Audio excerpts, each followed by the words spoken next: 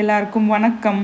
அன்பு பெருக, மகிழ்ச்சி என்றும் தங்க, செல்வம் நிலைக்க, வெற்றி என்றும் உங்கள் வசமாக என் இனிய பொங்கல் நல்வாழ்த்துக்கள். பொங்கல் அன்னைக்கு ரிலாக்ஸ்டாக இருக்கணும், எந்த டென்ஷனும் ஆகக்கூடாதுன்னு ரிலாக்ஸ்டாக எழுந்து பொறுமையாக கோலத்தை ரசித்து போட்டுட்டு அதுக்கடுத்து பொங்கல் வைக்க ஸ்டார்ட் பண்ணேன்.